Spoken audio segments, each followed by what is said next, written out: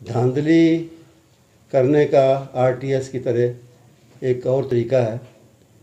कई मुल्कों ने, जर्मनी जैसे मुल्कों ने इसको आजमा के छोड़ दिया है और इसमें एक चिप बदलने से रिज़ल्ट जो है वो कुछ का कुछ हो जाता है।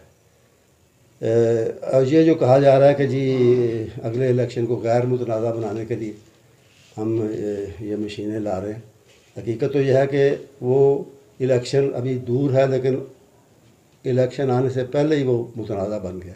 ऐसा कभी नहीं हुआ पाकिस्तान की तारीख में। पाकिस्तान में इलेक्शन होने के बाद उस पर एतराज़ होते हैं और इस पर पहले ही शुरू हो गया कि ये इलेक्शन जो है ये साफ शफाफ और मुनसिफाना नहीं होगा। तो ये इससे बड़ी और क्या मुसीबत और इससे और क्या काबिल एतराज़ बात हो सकती है। इसे ही बुलडोजिंग कहते हैं ना। ये देखें, जो चीज़, जो कानून साजी सबको मुतासर करती हो, सबको अफेक्ट करती हो, उसमें सबको ऑन बोर्ड लेना चाहिए। अब इसमें कोई ये पीटीआई का इलेक्शन तो नहीं है ना, इलेक्शन तो अवाम का है और अवाम के साथ फिर पार्टियों का है, मुख्तलिफ पार्टियों का।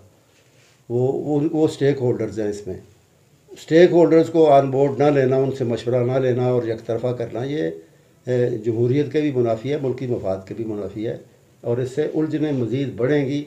एतराज़ात पहले ही शुरू हो गए हैं आने वाले इलेक्शन पे, उसके रिज़ल्ट को कोई कबूल नहीं करेगा। तो ये बहुत बड़े, यानी जो जिस तेज़ी और जिस जोश और सरगर्मी से हुकूमत ने ये सारा सिलसिला किया है, सारा काम, तो उससे साफ ज़ाहिर होता है कि वो उसे अपने बचाव का वाहिद ज़रिया समझते हैं। वो जानते हैं कि जो हालात उन्होंने पैदा किए हैं, आवाम के लिए जो तकलीफ़ें, महंगाई वगैरह पैदा की हैं, उनके होते हुए को कम लोग उन्हें वोट देंगे, तो उसको वो कम वोटिंग को कवर करने के लिए उन्होंने ये तरीका इख्तियार किया है। यानी जिस चीज़ पे इलेक्शन कमीशन को भी एतराज़ हो, 34 एतराज़, और उसके साथ वो प्रैक्टिकेबल भी ना हो, काबिल अमल भी ना हो, उसमें कई अमली दुश्वारियाँ हों कि इतनी मशीनें कितने की आएंगी, कितने अरब की आएंगी, और फिर कहाँ रखी जाएंगी और कैसे उनको इंस्टॉल किया जाएगा और कैसे उनको ऑपरेट किया जाएगा। ऑपरेट करने वाले अमले को, इतने बड़ी तादाद में अमले को कौन ट्रेन करेगा।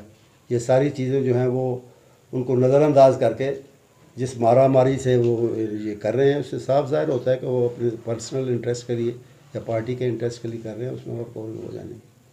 उसकी बुनियाद सिर्फ़ और सिर्फ ये है कि पहले ये चीज़ें अपने क्रोनीज़ यानी करीबी दोस्तों को फ़ायदा पहुंचाने के लिए पहले इनको एक्सपोर्ट किया गया और उन्होंने एक्सपोर्ट में माल बनाया।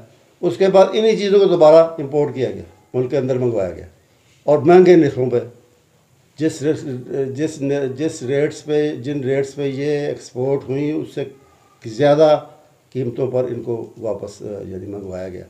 तो ये एक बुनियादी वजह बनी। दूसरी बात यह है कि महंगाई को कंट्रोल करने के लिए ज़िली इंतज़ामिया और प्राइस कंट्रोल के जो मजिस्ट्रेट और ज़िम्मेदार अफसरान होते हैं, उनको मुतहर्रिक नहीं किया गया या वो ख़ुद मुतहर्रिक नहीं हुए, इसलिए कि जहाँ बाकी तबकात मुल्क के इस हुकूमत से नाला हैं, वहाँ ब्यूरोक्रेसी भी नाला है और वो सही कोऑपरेट नहीं